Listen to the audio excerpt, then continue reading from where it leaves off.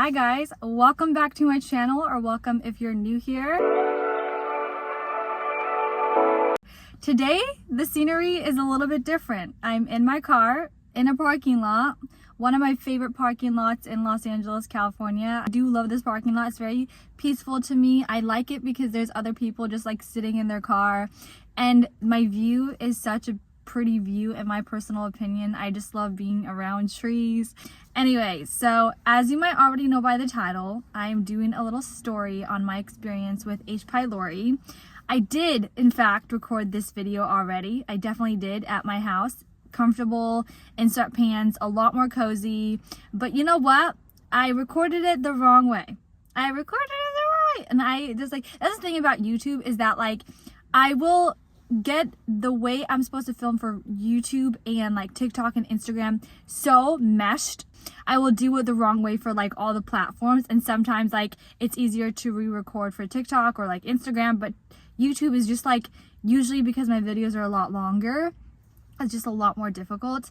Anyways, I got myself a little tea latte before I came and did this because I just thought like it'll be more fun to like romanticize life a little bit, and I've never done like a video in my car. I think I might like start doing a series in my car whenever I want to talk about something, and I might actually start a series of just like being in my car, chilling and having a conversation with you guys. And also the other reason why I'm filming in my car is because I cannot for the life of me film when there's other people at home. I cannot do it. I get too shy, I get too in my head, I get too like, I stumble and fumble my words up a lot more than usual, and I just can't do it. I don't care how comfortable I am around the person. There's a few people that I could like probably record around, but like majority of people I will not be doing that. So I decided to get out of the house and do it, and I've been postponing like re-recording this video because I've just not had like just the house to myself, or like I haven't been home enough. And so anyways, I'm gonna stop like just giving you the whole tea because I already have a feeling that this video is gonna be a very, very long video. My whole tangent started with a tea latte. I got myself a tea latte from the coffee shop because I wanted to romanticize my life and just kind of like make it cozy and vibey, and the weather is really nice outside, and like the sun is already going down, so I need to hurry this up, but like the weather's nice and it's very fall and wintry feeling. And today was the first day I felt like it was Christmas. I genuinely am so happy for this season. I cannot like show my excitement enough, but that's a story for another time. Also, I'm really curious for the girls that drink tea and like tea lattes, please comment down below like your go-to tea order. There's an ice cream truck behind me. Do you hear that? Okay. Anyways, now that he's gone, oh shoot. There's a party there's a park behind me, and there's a party. I don't know if this sound is gonna go on the whole time. I might take this jacket off because I am getting a little bit warm. It's my car.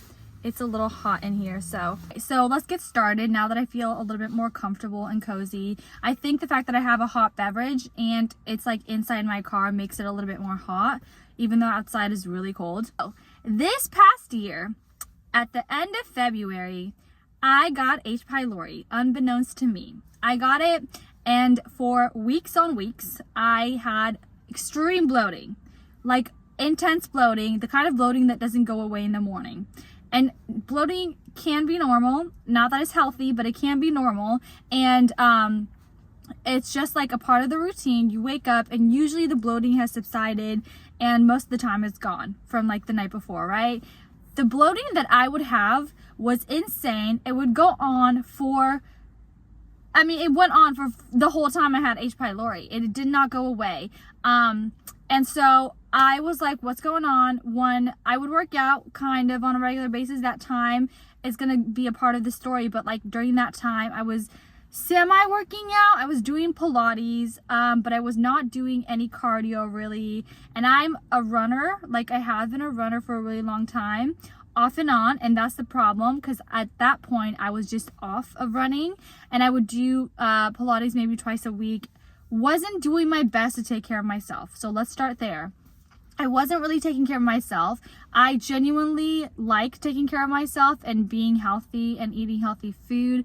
But during that season of my life, I was going through a lot of depression. And when I get depressed, I'm the kind of girl who turns to food for comfort. Sometimes, like, when I look back at my life, there's seasons where I've turned to other things, but like the majority of the time, when I go through depression, what I turn to for comfort is food.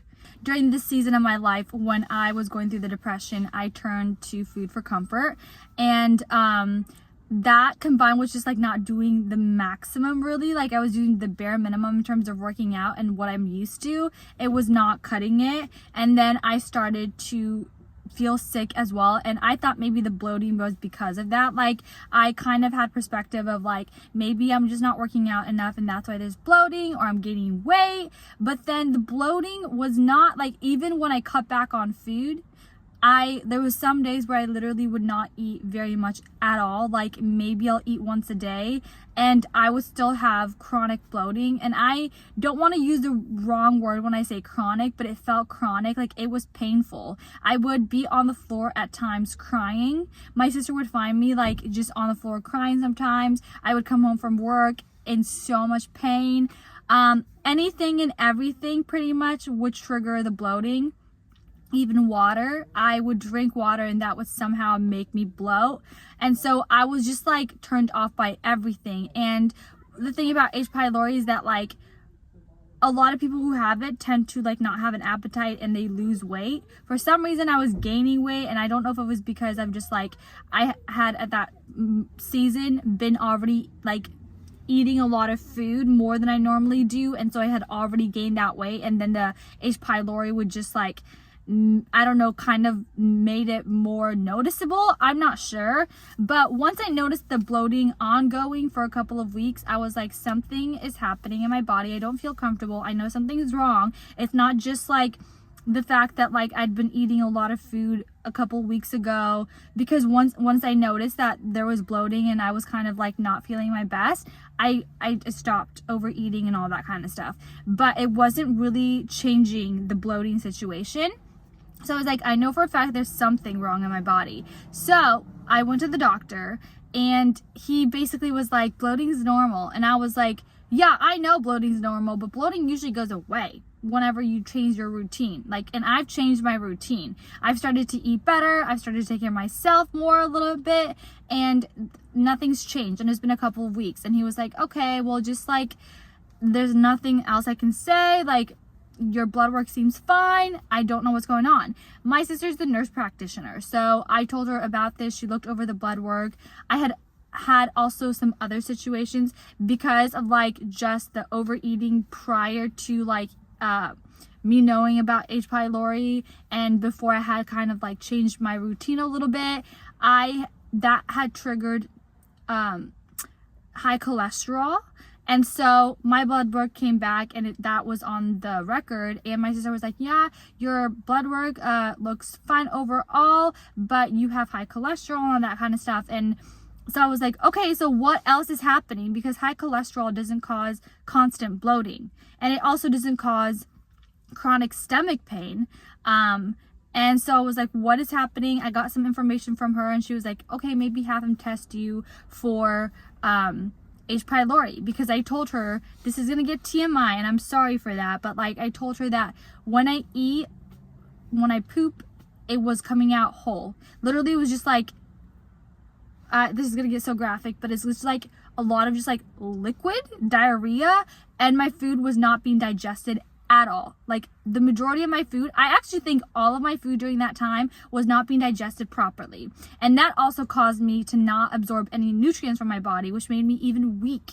Like, I mean, when I tell you I felt weak for months on end, I'm not kidding. That made me not want to work out as well. So like, I'm in a dilemma where I had kind of neglected my body for a little bit, and that had caused me to have some issues. And then all of a sudden, the only thing that could fix that is potentially, and I didn't know about H. pylori at this point, but like the high cholesterol thing, potentially the only thing that could fix that is like, you know, continue changing your routine and your diet to better yourself, but then also working out. And I felt so weak that I couldn't work out. Like, even being at my job for less than 8 hours was causing me to be so fatigued. Like, that was all I could really do. And at the end of the day, like, I was just so tired and exhausted and frustrated, and like, I cried so much because I was in pain physically. My stomach hurt. And then I was also just like kind of sad and depressed because like I was like, I don't know what is happening with my body. I don't feel secure with my body. I don't know like what to do. And so back to my sister kind of reading over my blood work, she was like, maybe have him like test you for H. pylori. I had at this point never heard about H. pylori. The majority of people don't know what it is. And the thing is, like, the majority of people do have H. pylori. Not the majority. My facts are going to be a little bit wrong, so I don't want to say that. But like, a lot of people do have H. pylori and they're just walking around not knowing it. And so I was like, oh, what is H. pylori? And she gave me a little bit of a rundown of what it is. It's basically when your stomach acid is so low that the stomach lining can sometimes let foods that have not been digested pass through, I think, from the small, I don't know if it's the small or the large intestine, but like, food goes where it shouldn't go because the acidity in your stomach is so low that it can't break down the food properly. And a lot of reasons why you might have low acidity in your stomach is like, there's so many, but like eating when you're stressed out all the time, that causes low hydrochloric acid, which is H. pylori. Well, no, it's like hydrochloric acid is what you do want, and that causes low hydrochloric acid. And then when you're also, sometimes bacteria in your stomach can cause low acidity. There's a few other, like, I'll probably like list them somewhere on the screen so that I can help out. But, so for me, when she told me that, I was like, okay.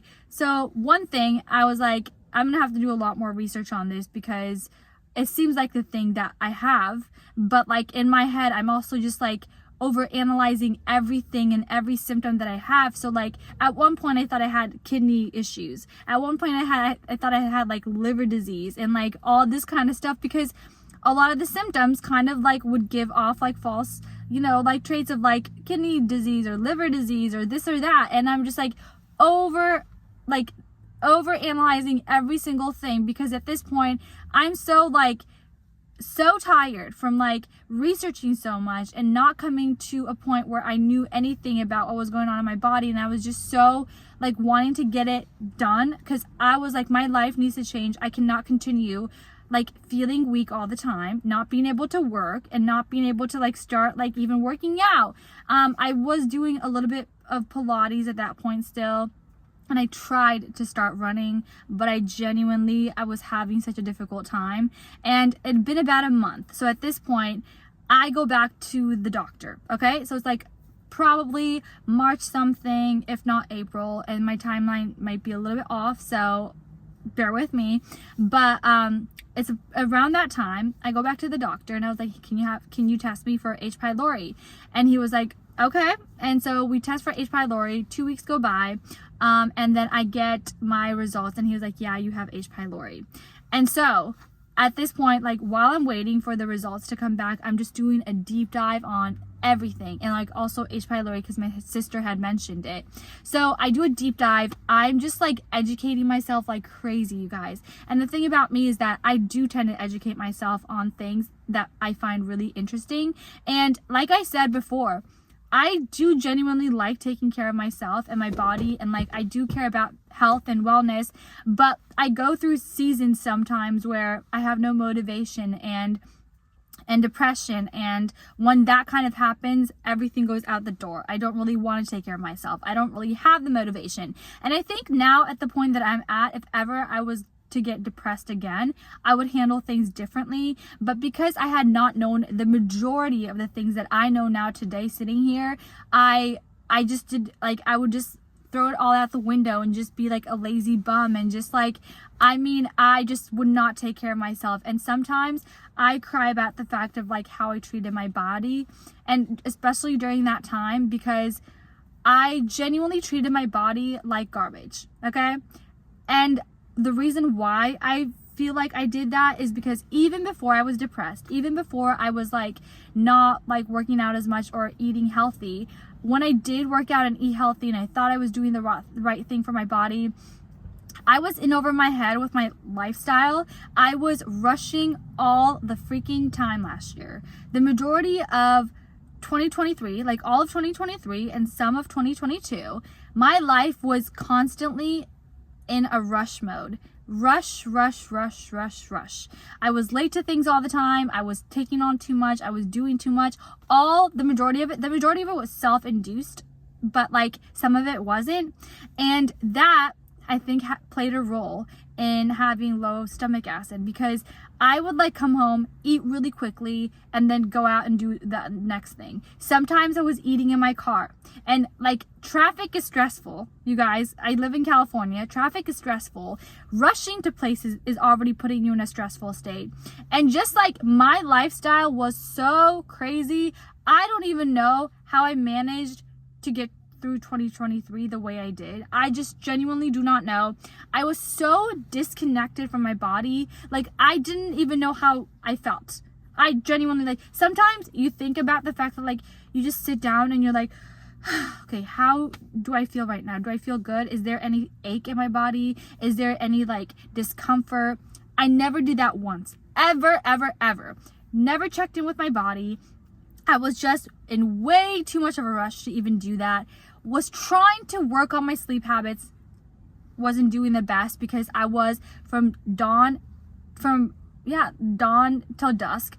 I was just filling in so much in my day that by the time I laid my head on my pillow, I was like, it was like I hadn't stopped all day long. And then when I hit my pillow, was like, my body was at that point was like, okay, time to fall asleep finally, like time to like just chill. And even sleeping was like probably out of like necessity more than it was to just like unwind and relax. And like a lot of nights I wouldn't even unwind before I go to bed. Like it was a rush to go to sleep. I was rushing to get to sleep so I can get enough sleep, but then I wasn't sleeping through some nights because I was so stressed out and like my body was not feeling well. Okay, so that might explain some of the low acidity, okay? A little bit of it. But during all that time, I was not having really any bloating. So how I heard it was that sometimes your body, when you're going, it doesn't feel safe enough to bring to the forefront of your mind the things that it's struggling with. So any illness you might have, or any illness you might have or something like that, your body's not going to feel safe enough to even start to heal. And our body is designed to heal itself, but because you're not even slowing down enough for your body to start the healing process, it won't let you know that you're ill or sick. And it's good when we get sick. Not saying being ill is good, but there's a difference between being like ill, like chronically ill, and being sick, like having a cold, things like that, or like even maybe having H. pylori or some symptoms of that can be a good thing because your body's fighting it. It's starting the healing process. But illnesses and like chronic things happen because your body doesn't get sick. You don't get the symptoms. And when you don't get the symptoms and your body doesn't start the healing process, then it becomes chronic.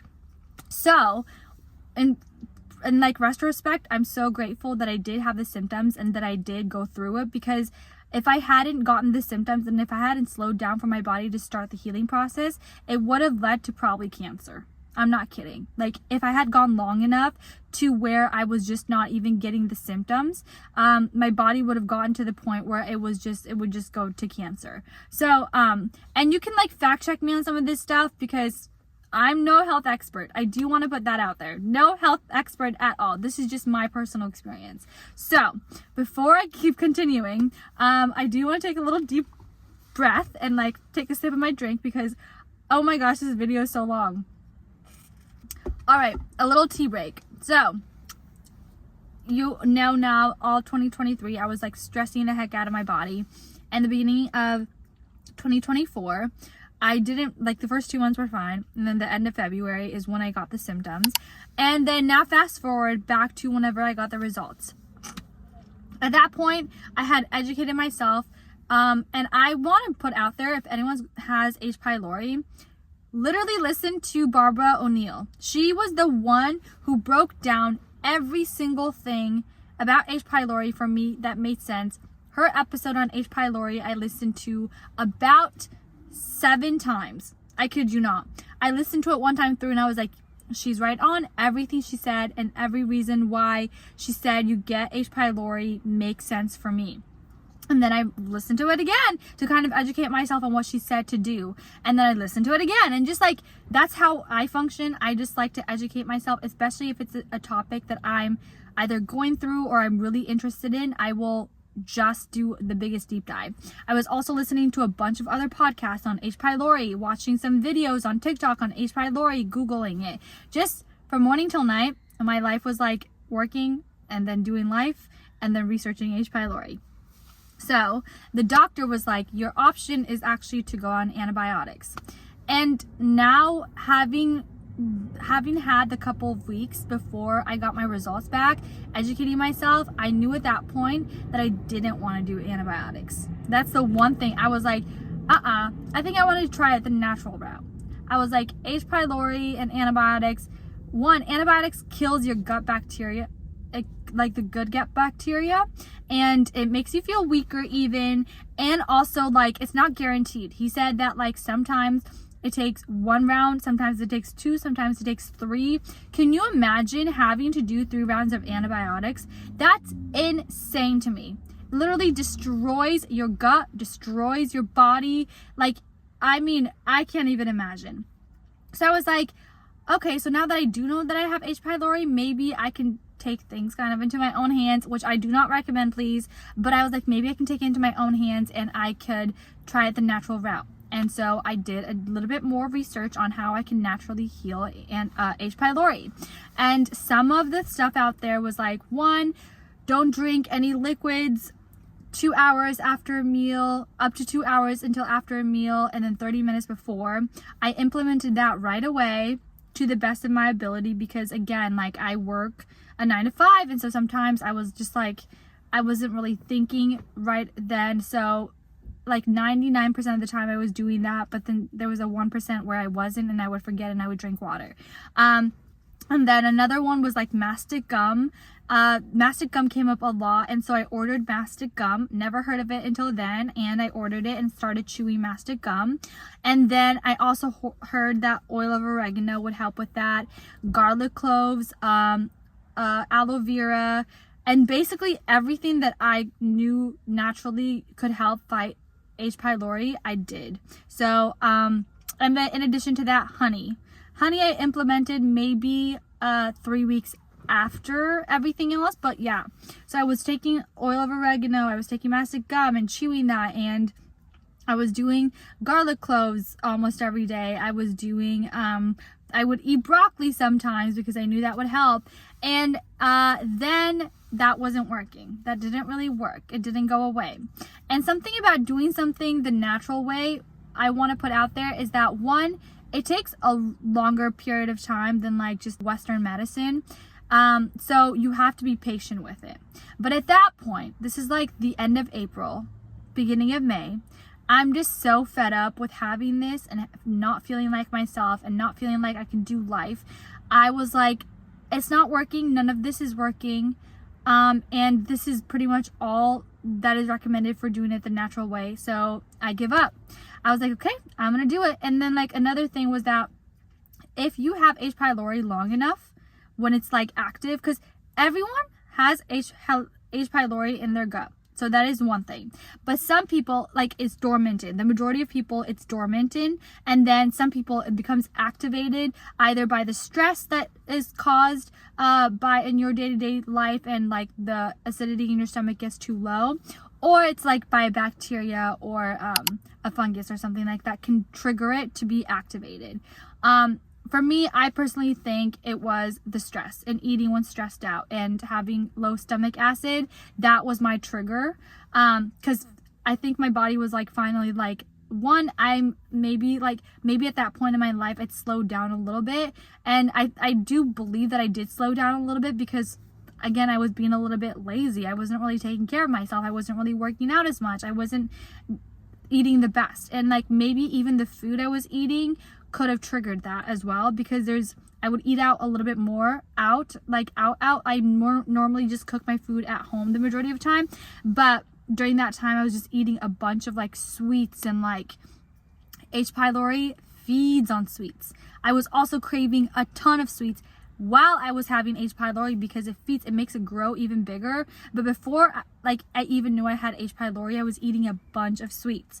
And this was before I like switched my like lifestyle around and started eating better and healthier. But so I think my trigger was the stress, maybe a combination of that, and even like bacteria from food. I don't know. But anyways, so beginning of May, I was like, okay, I'll do the antibiotics. I give up. I'm too physically exhausted. I need to start working, because I would go home from work all the time early because I was so weak. And I was like, I need to be able to get back to normal life, so I'll do the antibiotics. And so we do the antibiotics. It's like mid-May or something like that, or even after. I think it's like maybe June, beginning of June.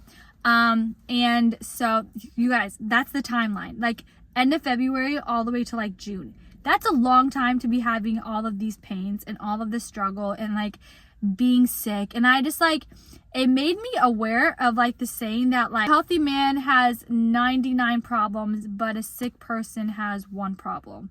And that was so true for me, because it was my world. I literally did not care about anything else except to get better. And it felt like it was literally my whole life was filled with that. And I tried my best to get out of it and to not let it take over my life, but it somehow did. And I guess I didn't do the best. But I only knew what I only knew at that time. And so June, I take the antibiotics, you guys, worst 2 weeks of my life. I'm just kidding. I'm being dramatic, but like it was a pretty rough 2 weeks. I ended up feeling even weaker, and I didn't know how that was possible, but I felt even weaker because the antibiotics can make you weaker, because they're killing your good bacteria as well. And I was just so weak. I went home a lot more than I did from work. I cut back a lot of hours at my job, and I was not working out because I physically didn't feel like I could work out. I tried, and so there was days where I felt like I had the energy and I could do it, but sometimes I just did not have the energy to work out. Then the antibiotics, after I think I took it for 5 days, and during the antibiotics I continued taking oil of oregano and chewing mastic gum. And then I also started taking seed probiotics, because I heard taking probiotics can help rebuild the good gut bacteria in your stomach. And so I started doing that as well, but obviously not at the same time as the antibiotics, because then it would just cancel it out. So I would take it like a few hours after my antibiotics. Anyways, so after that, it didn't work. And I was so pissed. And I'm sorry for my language, but I was so mad. I was so angry. I was like, how could it not have worked? This literally was supposed to be the thing that worked. The natural ways didn't work. How can this not work? And I was like, oh, sometimes it takes more than one time. Depending on how strong the strain of H. pylori is in your gut, it's a really stubborn thing to get rid of. Sometimes you have to go on another round. And so I was like, no, hell no, I'm not doing another round of antibiotics. So I do more research. And this whole time, you guys, I don't quit. I've never quit researching and doing deep dives on H. pylori, because like I said, it was my morning till night. It took up my whole day and my brain and my like every ounce of like energy I was just giving into that. And so I came across this TikTok video of this like doctor talking about how taking the pill form of oil of oregano, mastic gum, and Pepsid 3 times a day would help get rid of H. pylori, and you do it for about 2 weeks. And I was like, okay, this is the one thing I haven't tried. Because what I came to realize is that the oil of oregano that I was taking the oil, the actual oil, I was taking it once a day, maybe wasn't strong, like enough of a dosage to help get rid of it. And then the mastic gum that I was chewing was also not high enough of a dosage. And so I was like, okay, I'm gonna get on this, because what else could it hurt? Like literally the antibiotics didn't work.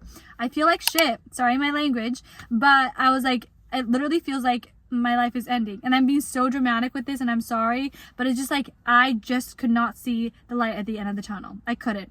I cried all the time.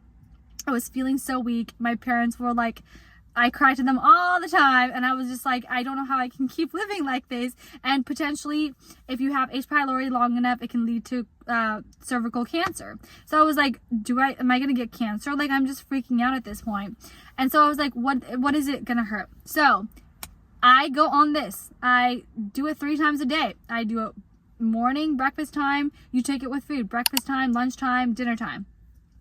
And I did this, and after like 5 days, after like a couple of days, I start to notice like symptoms subsiding. And I was like, okay, all right. And then after like, I think around 10-15 days, it completely is going away. And I was like, okay, so this is what's working. And I'm gonna loop back a little bit for the timeline, and I'm so sorry to mess this up a little bit. Hold on, I need a sip. That's just so good. Anyways, so I'm gonna loop back around a little bit, okay? Back in June, okay? Because now we're in July, okay? Back in June, we're actually in August. Back in June, in addition to my H. pylori, and in addition to working on lowering my cholesterol, and at that point, I think I'd fixed my diet enough, and like enough to like a healthier diet, that my high cholesterol was not that bad, okay? Because it was barely like high cholesterol. It was barely there. So at that point, I'm not so worried about high cholesterol. I'm worried about the H. pylori, but also, you guys, in addition to that, I'd been getting other symptoms unrelated to H. pylori. I'm getting itchiness all the time. Aside from like having itchiness, dry skin, shivering all the time, like I'm hot, I'm cold all the time, like really, really cold. And I was having there was other symptoms. I'm gonna list them here, okay? Because my brain is kind of like going too many places at once right now. And so I was like, okay, this doesn't seem like H. pylori. This is something else. And I know at this point enough that my body is feeling more comfortable to kind of like release symptoms of things that I've been maybe holding on to, that I haven't allowed my body to heal yet. And so I was like, this is probably something else. And I feel comfortable enough to start like healing my relationship with my body, and healing my body from things that I have allowed to progress from the seasons of my life where I didn't take care of my body, where I didn't allow my body to like start healing, to kind of like calm myself down enough to allow my body to heal. So I researched some of the symptoms that I'm getting, and I come across like, and the podcast that I'm going to recommend for this is called Organic Olivia, and her podcast episode on high histamines. High histamines, you guys, can be triggered also by your body not feeling safe constantly. Your body never ever feels safe.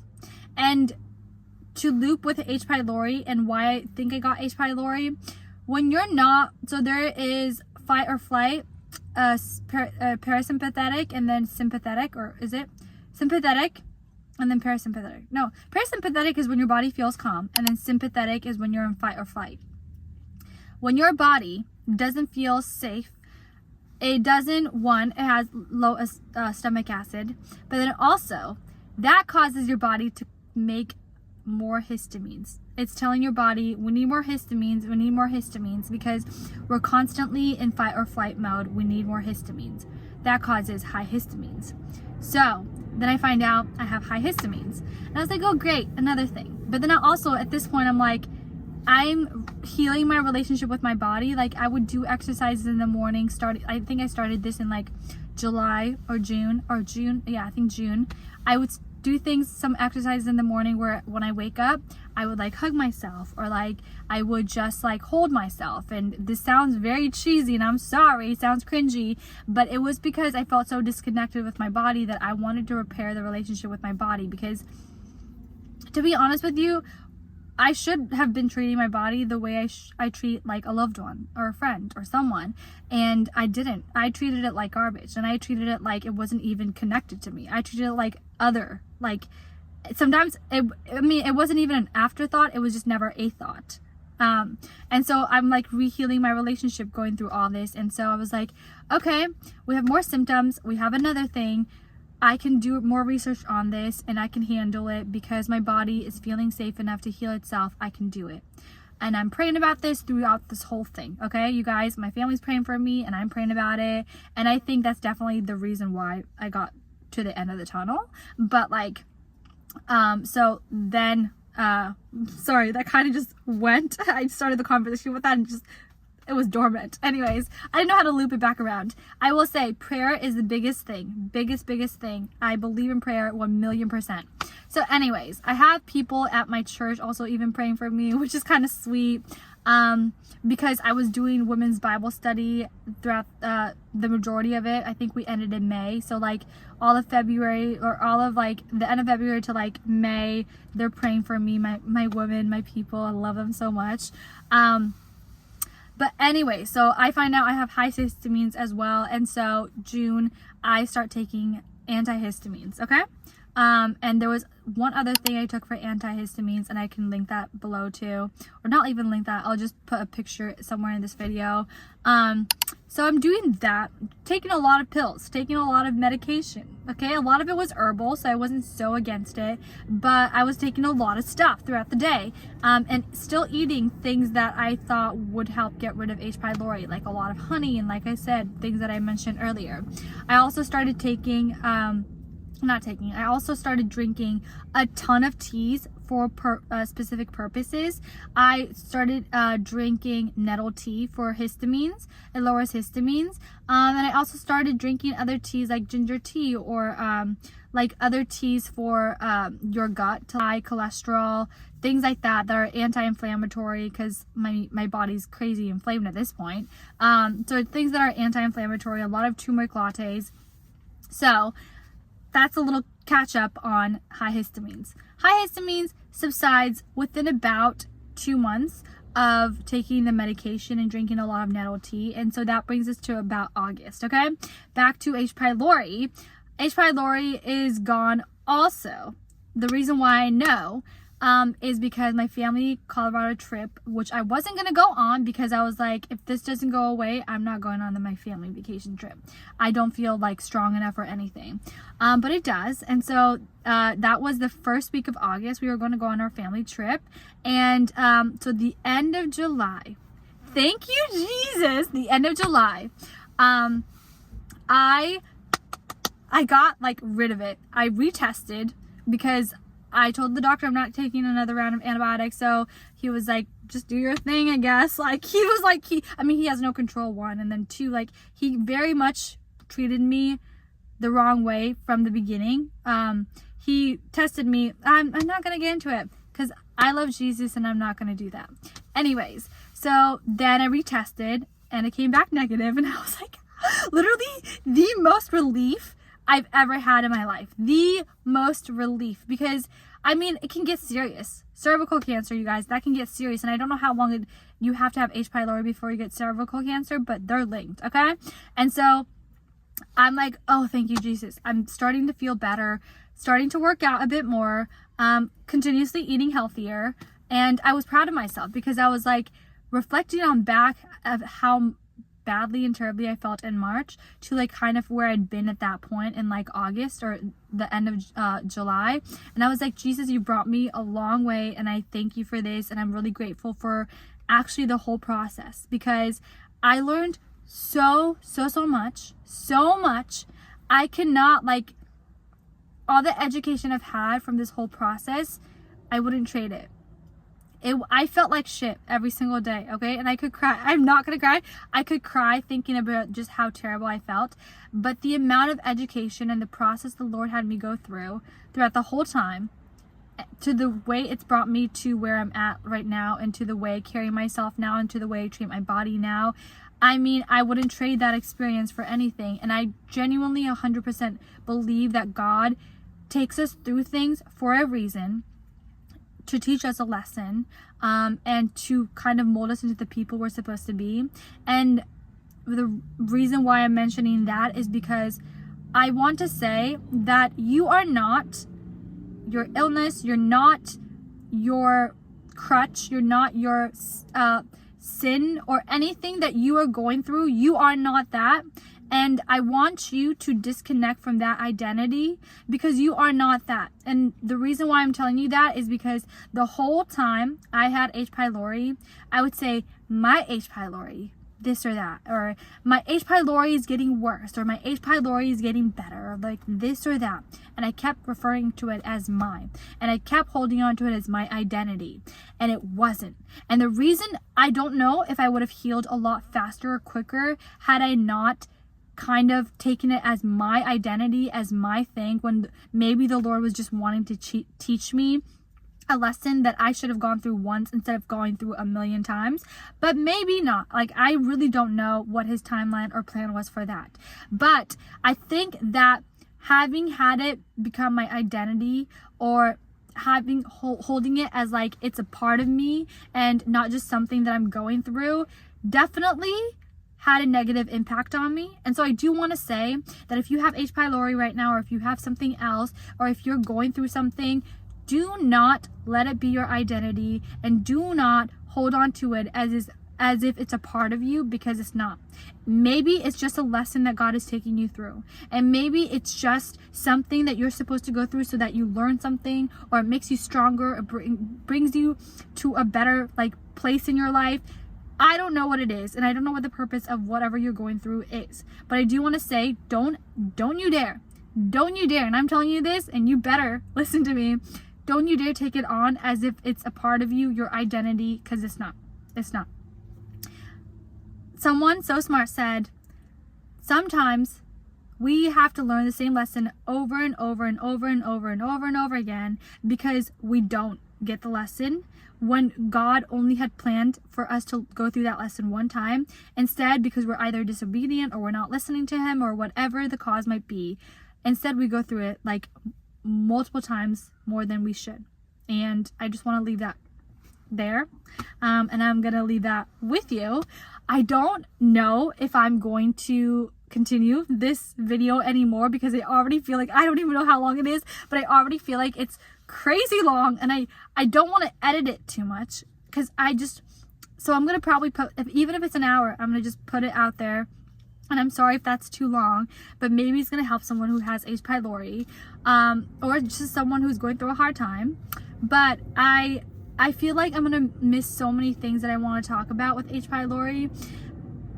And maybe if you have more questions and I come up with a lot more things to talk about, then I'll do a part 2. But I'm going to try to leave it here today. Anyways, I love you so much. I love you so much. If you've made it this far, like, genuinely, I could give you a hug. Like, I'm gonna give you a virtual hug right now, and a kiss.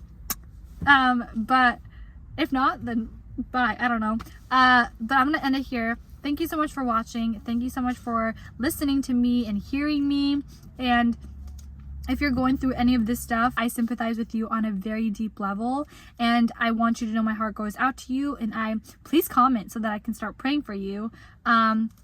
But yeah, anyways, you guys, I'm going to end it here. Love you so much. I hope you have a great rest of your day, and or night or morning, whatever time of day it is. And I will catch you on the next video. Bye.